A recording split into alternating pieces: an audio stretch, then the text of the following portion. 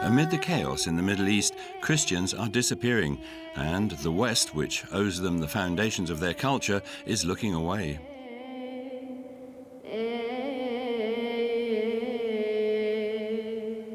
The history of Christians in the Middle East spans 2,000 years.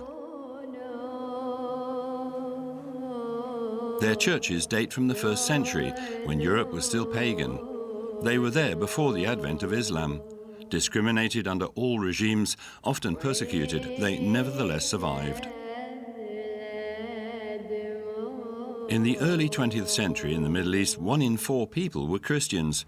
Today, they are only 11 million among 320 million Muslims. They are in the minority everywhere, forced to seek protection from those in power in order to survive. Their history in Iraq, Turkey, Egypt, Lebanon and Syria reveals the reasons for their marginalization and demonstrates the fragility of their situation. In the fire that has engulfed this part of the world, for the Western powers, the Christians do not have any strategic value. Do they still have a future on the land where they began?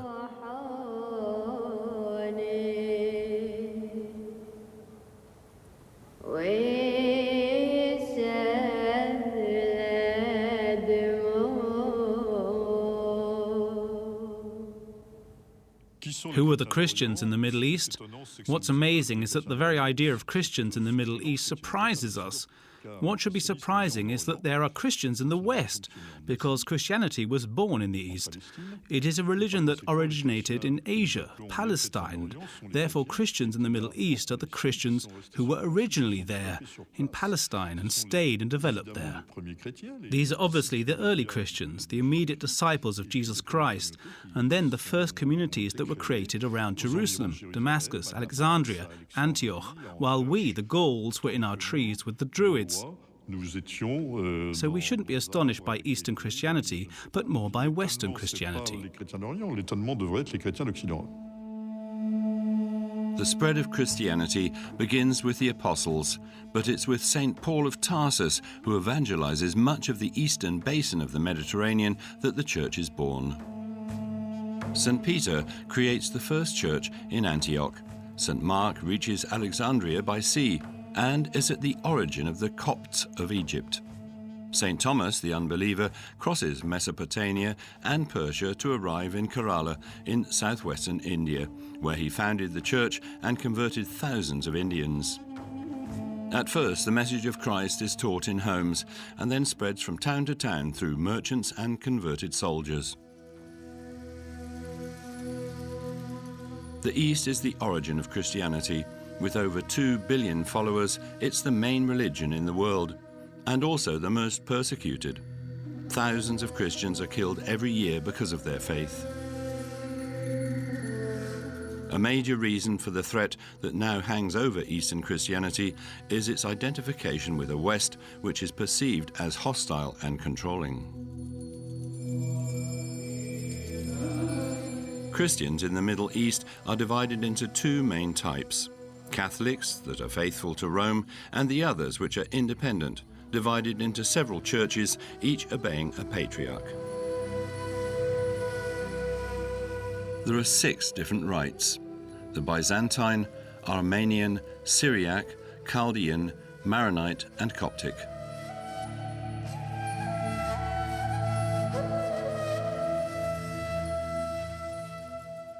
Although Christians in the Middle East only represent a small number compared to the total number of Christians in the world, the risk of their disappearance is a universal tragedy because they are living witnesses of the origins of Christianity.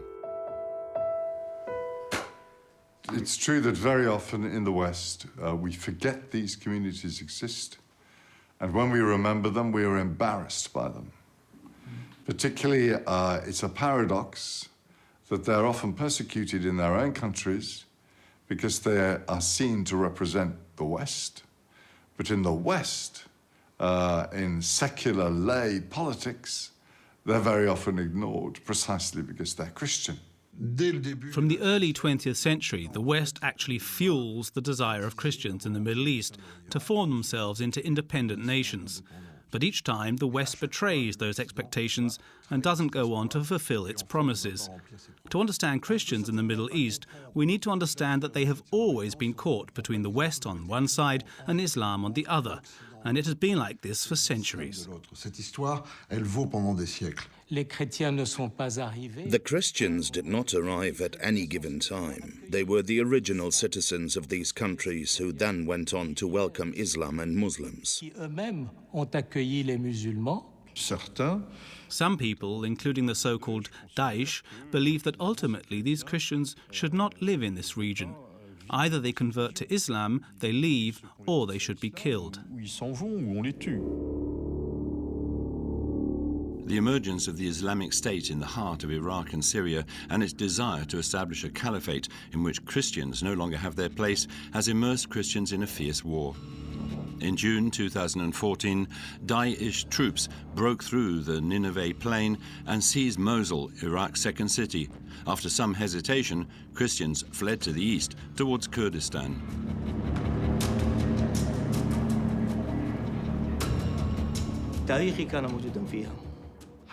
I left everything behind me in Nineveh, where my ancestors were born, where my history is from. I struggled to bring myself to leave, but I had no choice. I certainly did not want to leave the city where I had grown up. I was torn from my city and its beautiful river. I grew up in a mixed city where there were lots of communities. Anyway, by making me leave the places that made up my history and that of my ancestors, Daesh killed me.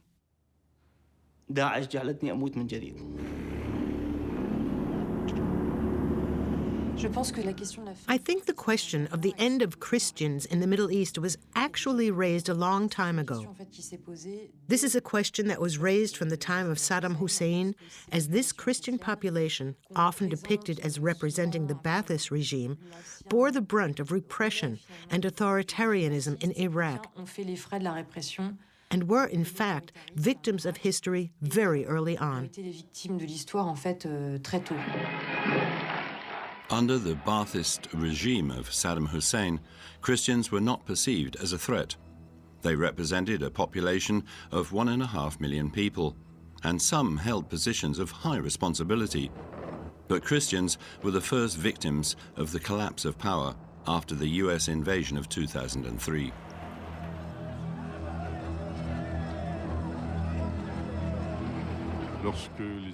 When the Americans entered Iraq, which was not a complete success to say the least, the US president at the time said, "We are the new Crusaders."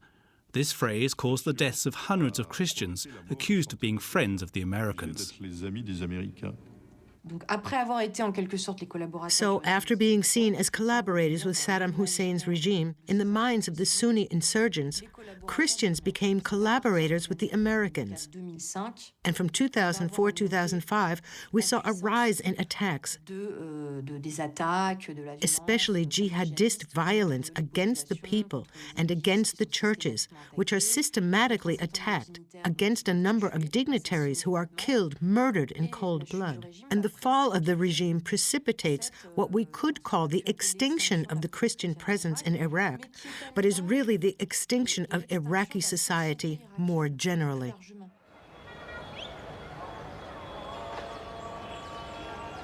Housed in a half-built building made available by the Kurdish authorities, this refugee camp on the outskirts of Erbil was established in autumn 2014.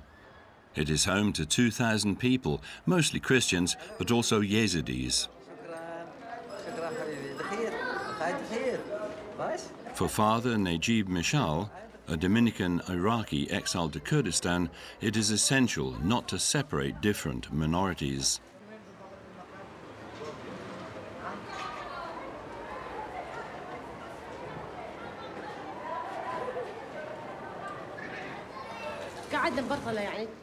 We lived in Bartala when Daesh arrived.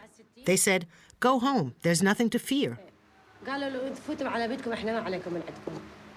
After a month and a half, they asked us to convert to Islam. I said no.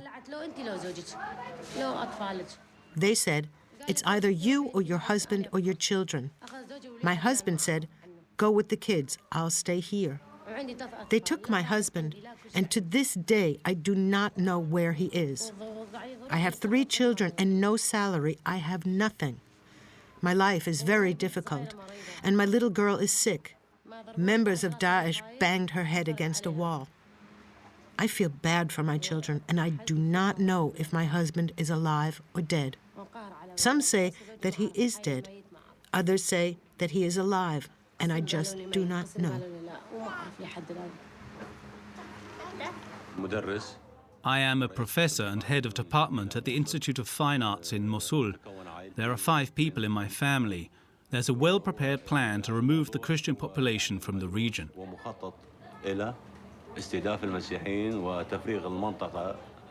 How long will the Christians put up with the orders and myths of the Islamic State, saying that the Christian is an infidel, that the Christian is this or that? We've suffered a lot. We've suffered for centuries, so we want to ensure the future of our children.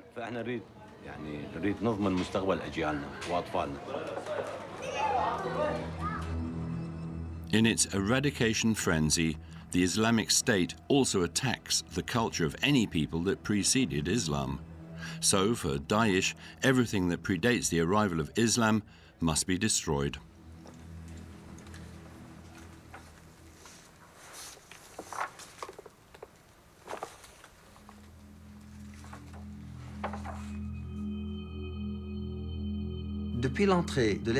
Since the arrival of the Islamic State in Mosul, I felt that there was a threat to culture. On the night of the 6th of August, I brought a big truck in which I put everything we have. Thousands of manuscripts and thousands of important documents, paintings, etc. I left with the truck and went through 3 checkpoints, without anyone asking what was inside. I felt that Providence and heaven were with us. Leaving the city, we saw kilometers of people running, especially children, including those who were bedridden, old men, women. So we stopped and filled up the cars, putting people on top of our manuscripts and archives until they were totally full. It was like Noah's Ark. And there we were at daybreak at the Kurdish checkpoint in Kalak. It was 5:30 a.m. We could not move. The borders were closed. And a young man said to me, "My father, look to your right." So I looked, and there was a swarm of Daesh cars with black flags hanging around. We didn't know where to go. The borders were closed for cars as a matter of security. After talking with the soldiers, they eventually let us leave on foot. But what do I do with the thousands of documents I have in both cars? I asked people to help me take what they could. So I gave manuscripts and archives to everyone, even people I didn't know. I asked, please, can you just help us to get them to the other side of the checkpoint? There were even children carrying manuscripts that were 1,000 years old, children who were carrying their history in their hands. And they ran on foot across the checkpoint. It was a real exodus.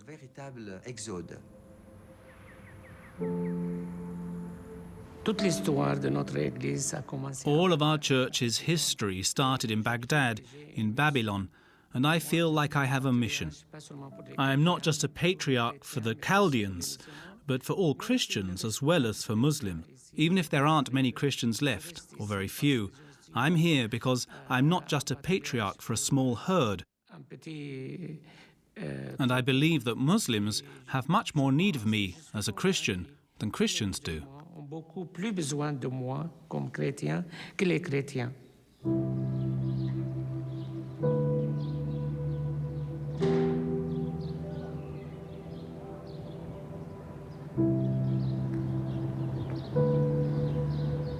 The real question is what to do on the ground to assist those that are prepared to fight the jihadists, the Islamic State, and particularly how to go about doing this. Because the reality is that there aren't many people left on the ground today. There are mostly militias. The front line that extends from north to south of Iraqi Kurdistan is essentially a defensive line. It is held by Kurdish Peshmerga, in which some Christian militias and international volunteers are also fighting.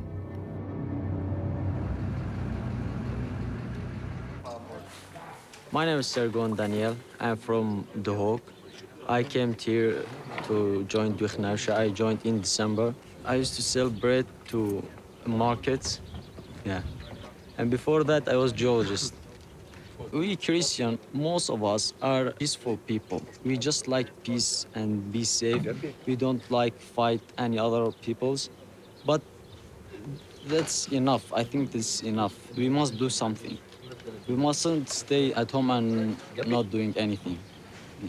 I'm staying here so other Assyrians see me, watch me, what I'm doing, so maybe they come back and be in their homeland, because this is our homeland.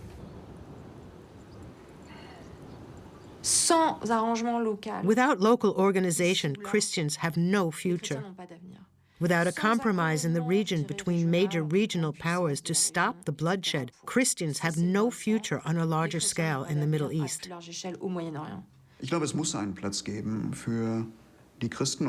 I think there should always be a place for Christians and other religious minorities, or the Middle East will lose a lot of what it currently has. The majority of Muslims, the so-called moderate Islam, is aware that the region of the Near and Middle East is the birthplace of the great sacred religions.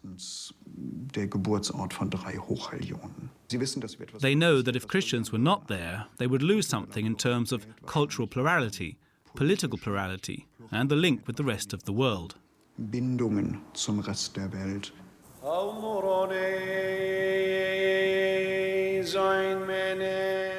The situation of Iraqi Christians today is extremely precarious, and the history of Christians in Turkey tragically demonstrates what could happen to them: almost complete disappearance. In the early 20th century, the Christian community of the Ottoman Empire, which became Turkey, was the largest in the Middle East.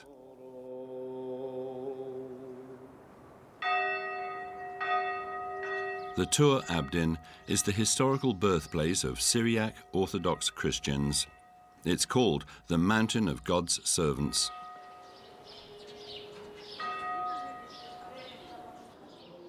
Mor Gabriel Monastery, founded in the late 4th century by two monks, is the symbol of one of the oldest churches of Christianity, the Syriac Orthodox Church.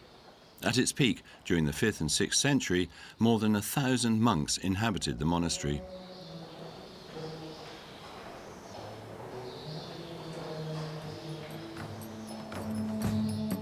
Islam penetrated the Christian world in the 7th century through conquest.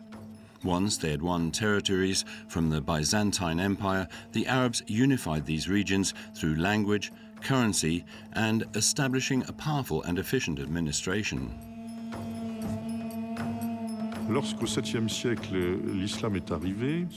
When Islam arrived in the 7th century, it was people who were close to them. It was other Semites.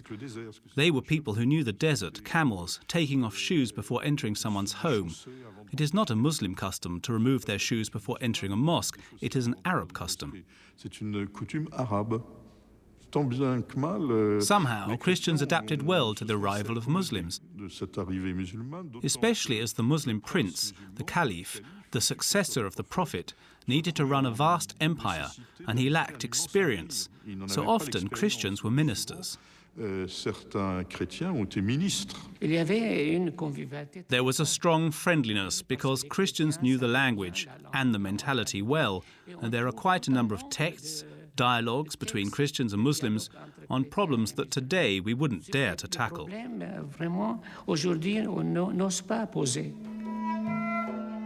But the first caliphs established a special status for Christians, zimitude. This status is a submission agreement that defines Christians as second-class citizens. The Muslim world considered local Christians as their protégés, in the condescending sense of the term.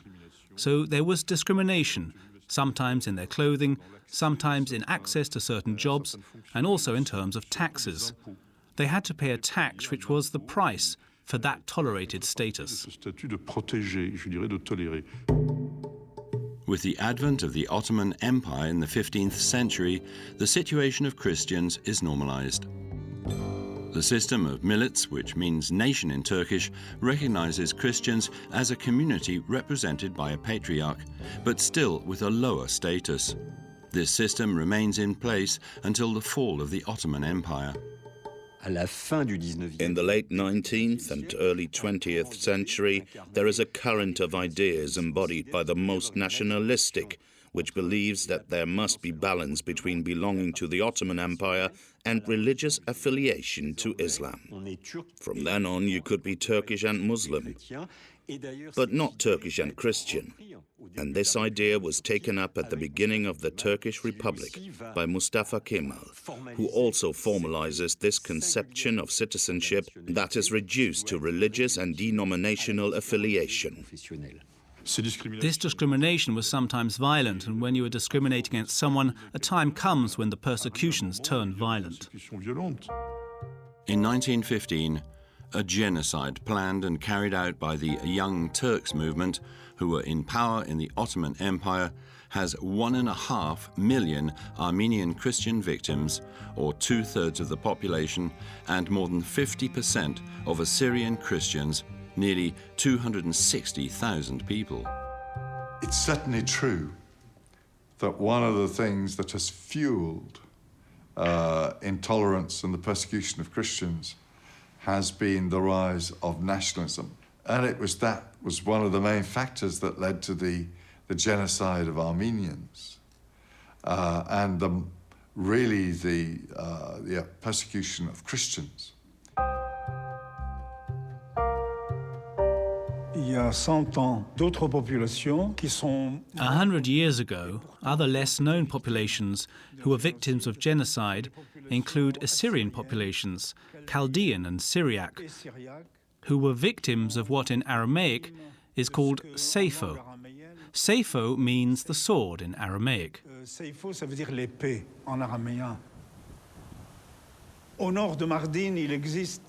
North of Mardin, there is a plateau in Syria called Tur Abdin, where part of the population was decimated and many churches were destroyed. Called ethnocide, that is to say a cultural genocide in addition to a physical genocide, 1 in 2 members of the community were tortured.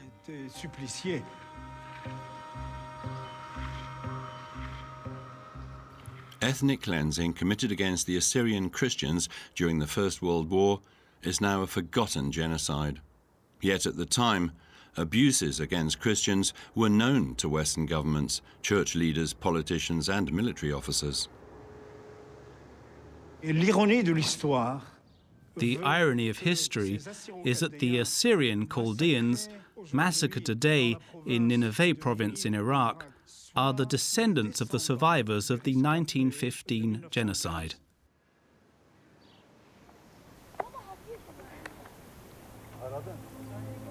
The repeated massacres and the fate of survivors allow us to understand how the population of the original birthplace of Assyrian Christians was drastically reduced during the 20th century. Today, there are only a few thousand Christians in Turkey, and their minority status leaves them in a very precarious situation.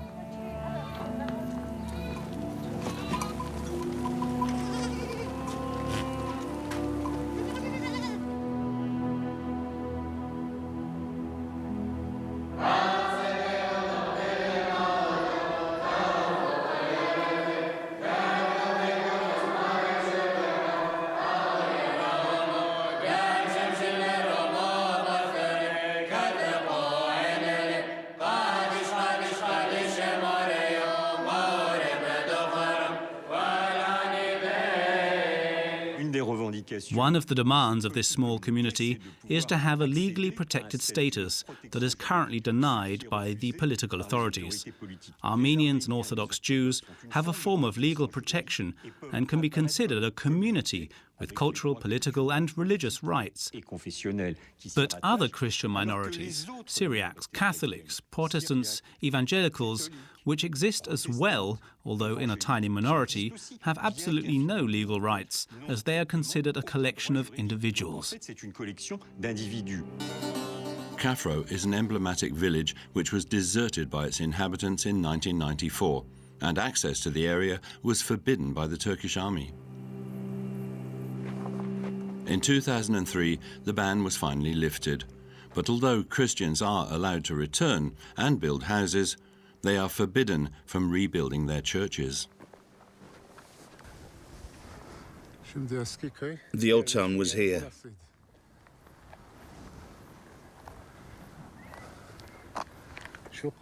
I was born and I grew up in this house opposite. I lived there until the age of 19.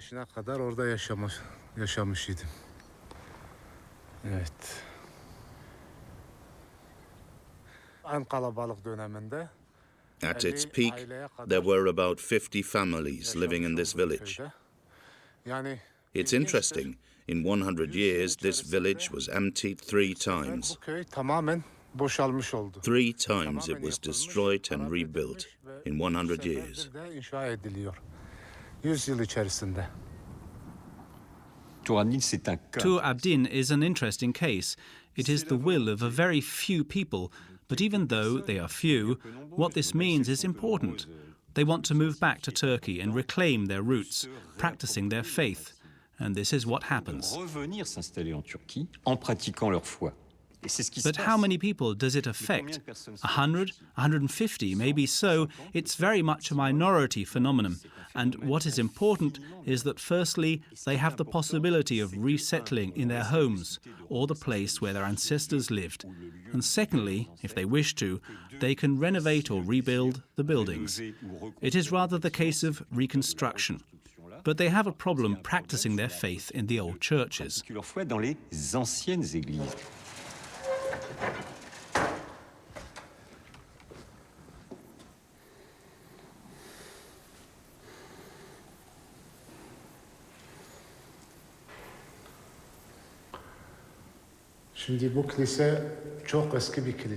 This church is very old. It dates from the 5th or 6th century. As you can see, it has been damaged. I was baptized in this church. I got married in this church. And until I was 19, I came here every Sunday for Mass.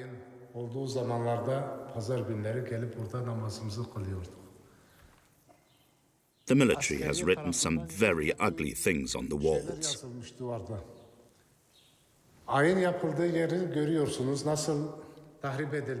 As you can see, the place where Mass is said has been vandalized. The ancient frescoes have been dismantled and taken away. But the state doesn't do anything about it, and we do not even have the right to hammer in a nail.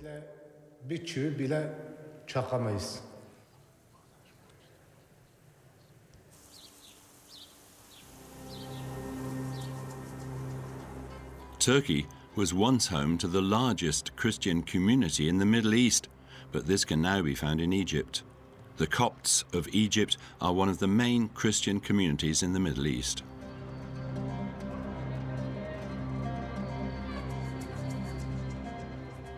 They date back to the 1st century. Nowadays, their exact number is a taboo in Egyptian society. They are estimated to make up between 6 and 15% of a population of over 90 million. Basically, the Copts are Egyptians, since the word Coptic, Copt in Arabic, is a kind of abbreviation of the Greek word Egyptos, meaning Egyptian. The Copts are the descendants of generations of Egyptians in the 1st, 2nd, 3rd centuries who embraced Christianity and left the religion of their ancestors, the pharaohs. Most Muslims in Egypt are actually Copts, who over time have converted to Islam. After enduring Ottoman and British rule, Egypt became independent in 1922. Sultan Fahd I became the first king of the new state. His son, Farouk, succeeded him in 1936. But in 1952, the Free Officers Movement, headed by Colonel Gamal Abdel Nasser, overthrew the monarchy and established the Republic.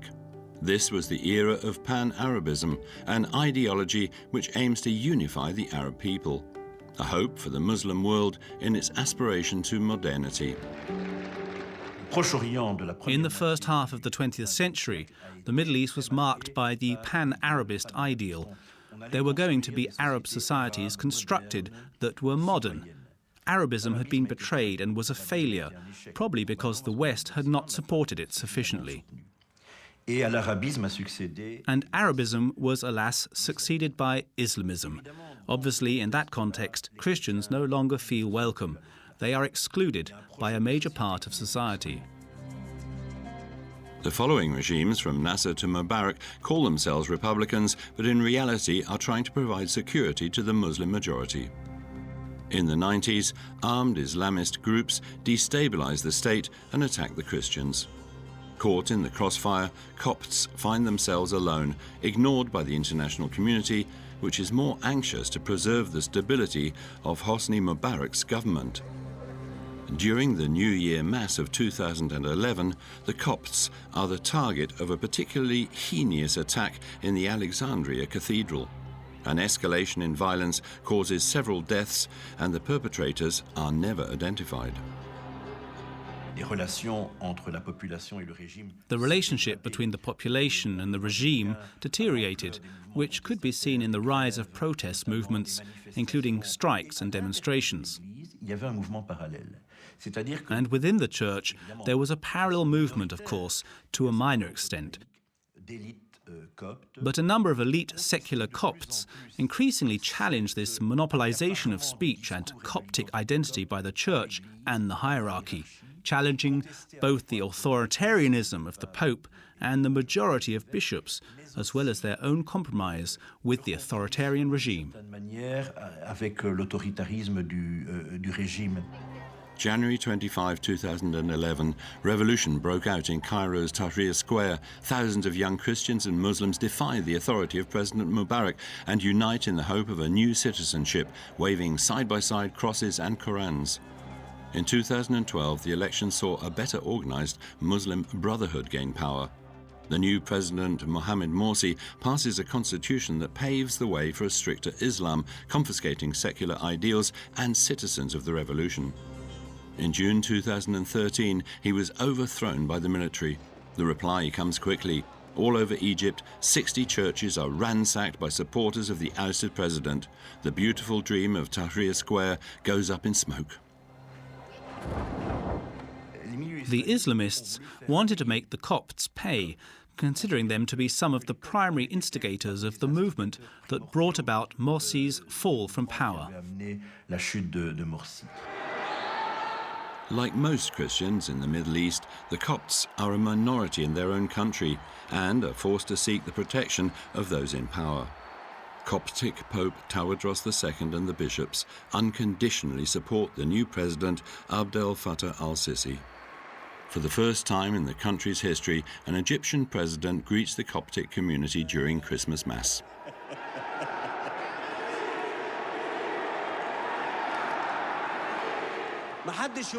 We don't have to ask, you are Egyptian, but of what religion? We're all going to love each other and show that to the world. We are Egyptians. It is indisputable that for much of the Christian community, the advent of al-Sisi Marshal represented a kind of liberation. Représentait une sorte de libération. But there is a kind of similitude, this status of second-class citizen, that is growing, non-explicitly, day to day.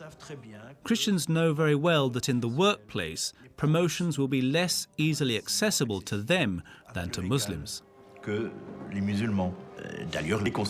Moreover, the successive constitutions of Egypt since 1952 forbid a Christian from becoming President of the Republic or Prime Minister, or attaining a position of high responsibility.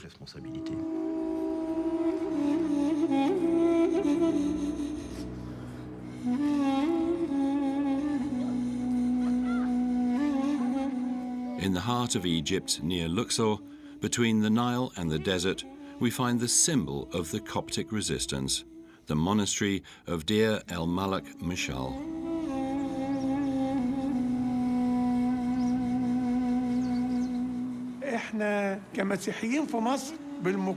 As Christians of Egypt, we lived much darker hours in previous centuries. Certainly, today, martyrs are killed, people are attacked, churches are burned, but Christians are still there. At the head of a diocese of 620,000 inhabitants, of whom 25,000 are Christians, Bishop Biman is leading the fight for the Coptic revival. This charismatic prelate, a former architect, turned the monastery into a teaching centre that can accommodate several thousand faithful. We aspire to be a centre of influence in all areas. In addition to agricultural activities, we have carpentry workshops, trade, ironwork, farms, and all kinds of activities.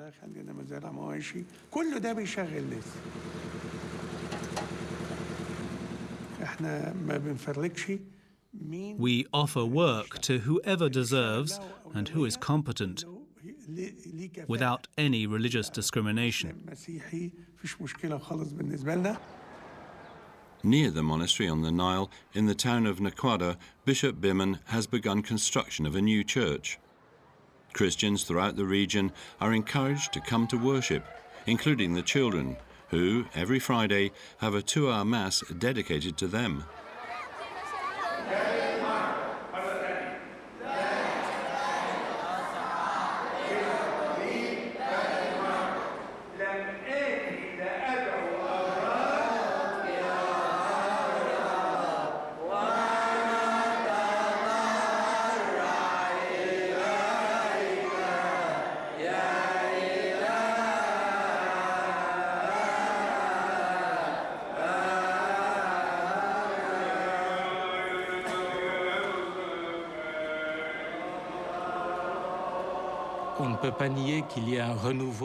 One cannot deny that there is a Coptic revival, which began a number of decades ago.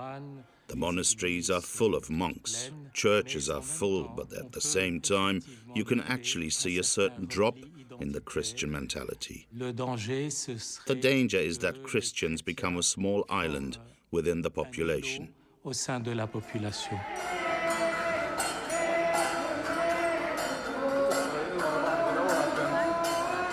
The spirit of conquest embodied by Bishop Biman can be considered paradoxically as the reflection of a community that is likely to be edged out of history.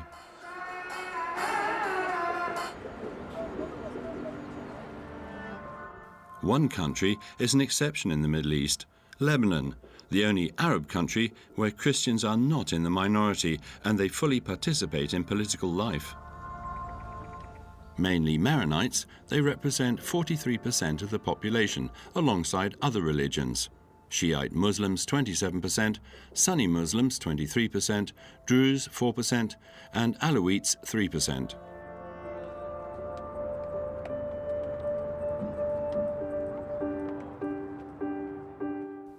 After World War I, the Ottoman Empire, an ally of the defeated Germany, is dismantled.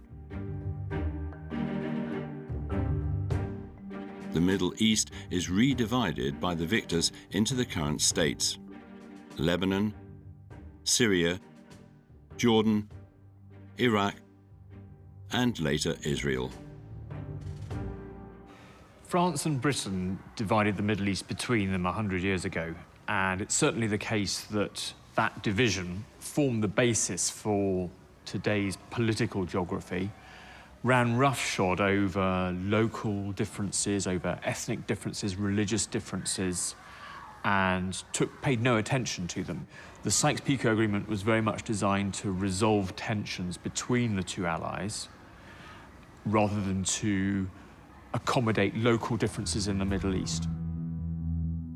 In April 1920, France is given a mandate over Syria and Lebanon, which at the time is one large area. Its desire to curb the nationalist aspirations by dividing the territory provokes differing reactions among Christians. What the French did was to divide Lebanon from Syria, to try to create a Christian enclave, which would be effectively a base arrière, something that they could hang on to and that would be a majority Christian area where they felt more secure. And then in Syria, they further divided it, and they divided it between the Sunni, the Alawites, and the Druze to create little states, statelets. France did definitely embark on a policy of divide and rule.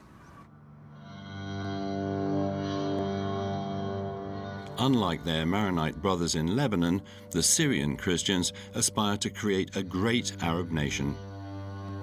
At the beginning of the French Mandate, the Syrian people revolt.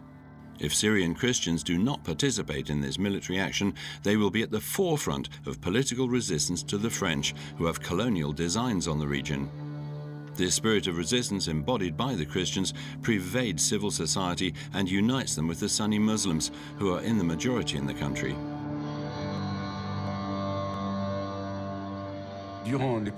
During the period of the Mandate, the Sunni Muslim leader of Damascus was close to the Mandate authorities, and the Christian leader was close to the resistance, while in the great mosque of Damascus, Umayyad, the most coveted place by the Muslim faithful, believers claimed that their imam was the Christian bishop and not the Sunni sheikh by nationalism.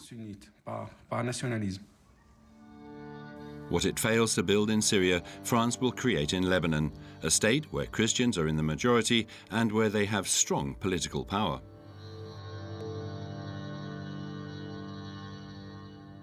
France governed Lebanon, under the mandate it has been given just after San Remo, until World War II. And this is when Lebanon's independence was decided, she says.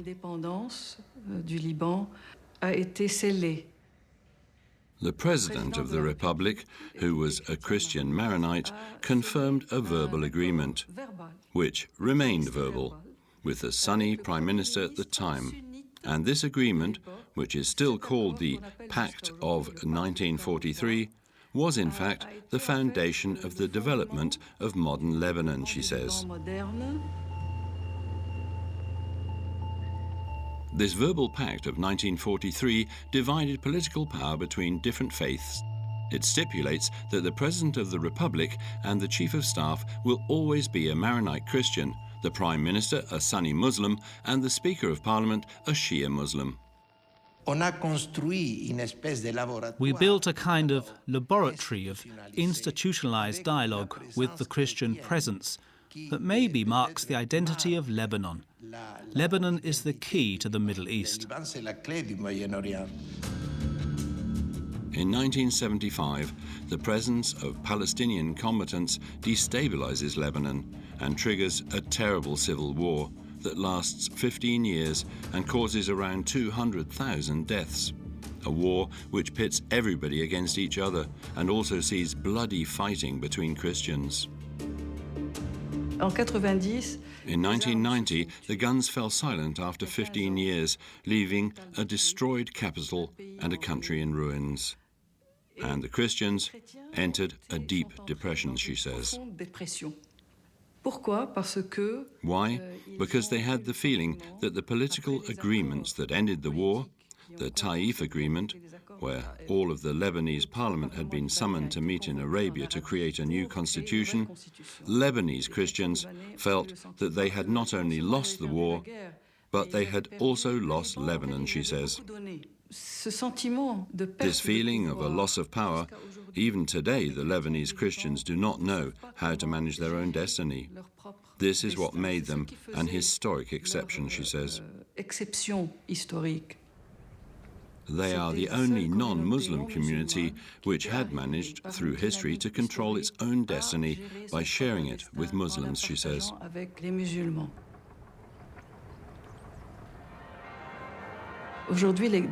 Today, the two major Muslim communities, Sunni and Shiite, were able to take control of running the country. Sunnis have Saudi Arabia as their reference, Shiite have Iran and the Christians, she says. C'est personne, c'est eux. Les chrétiens du Liban, assez intelligents. The Christians of Lebanon, quite intelligently, split themselves into two. And the question that everyone asks is this: have they done it in a concerted way or not? Probably not, she says. While some of the Christians allied themselves with the Sunnis, and therefore with Saudi Arabia, and the rest of the Lebanese Christians allied themselves to Shiite, and therefore Iran.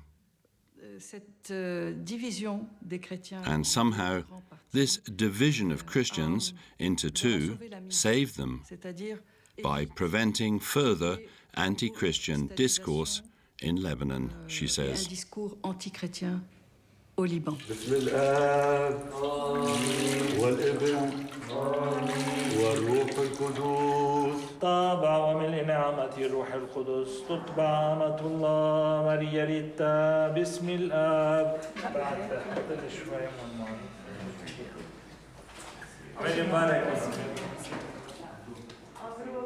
This is to show everybody that we are sure that Christians will remain in the Middle East and live out their faith. It is a testimony, she says. It's a testimony that is very important for the entire world. We in Lebanon, the Christians of Lebanon, Syria, and even the entire Middle East will remain true messengers of God, of Jesus in the world. Even when we emigrate, we are messengers, and we will continue to play that role all over the world, she says. Christians that are not threatened are not Christians. Today it's Daesh. Several hundreds of years ago it was the Ottomans, and it goes on. A new element of disaster for Christians in the Middle East is the civil war between Muslims, between Sunnis and Shiites. For reasons that are quite complex but come down to a quite simple one, basically, Shiites are the best supporters of Christians because they too are a minority within Islam and so find it easier to support fellow minorities. But this is the curse of Christians in the Middle East because the West has chosen to follow a pro-Sunni politics and to accompany Saudi Arabia, the UEA and Turkey. And this is a total paradox because it is these states that are responsible for the rise of Islamism in Daesh, either directly or indirectly.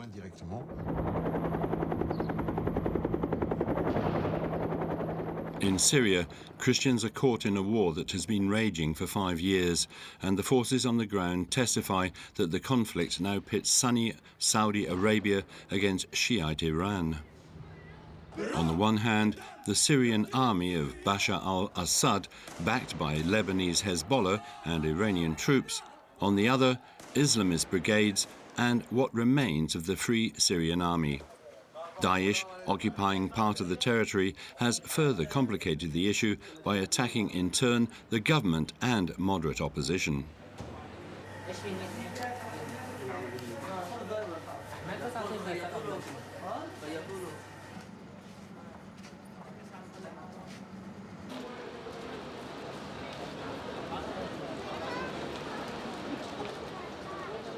The events unfolding in the Middle East clearly show that there is a plan which is playing out, and what is happening in Syria illustrates it very well. The main consequence will be that Syria will be emptied of its Christians.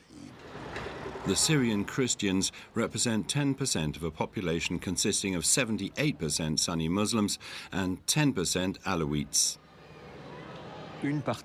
Part of the central core of power consists of the Alawite community, and so their relationship with the Christians of Syria is very important. I would not say it is an alliance, but more a partnership of minorities in a country that is predominantly Sunni Muslim. So there was always this certain will from those in power by Bashar Assad and his father at the time of Hafiz Assad to protect the Christians. That's undeniable. And conversely, Christians in their diversity across all communities of different rights feel or felt protected by the government.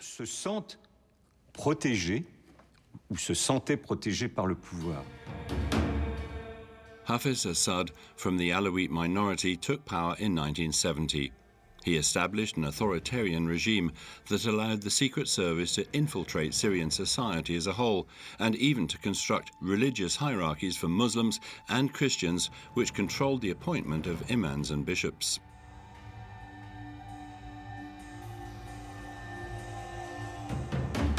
The exploitation of religion for political ends began with the arrival of Hafiz Assad to power in 1970. The Assad family understood that religion had to be used and exploited. And the whole of society was structured to prevent the development of the concept of citizenship, because if a society is based around the theme of citizenship, it can be dangerous and risks rallying together and claiming rights. The events that began in 2011 proved this. There were many young Christians who were demonstrating at the beginning of the Syrian revolution in 2011. These were denounced even by their bishops to the authorities.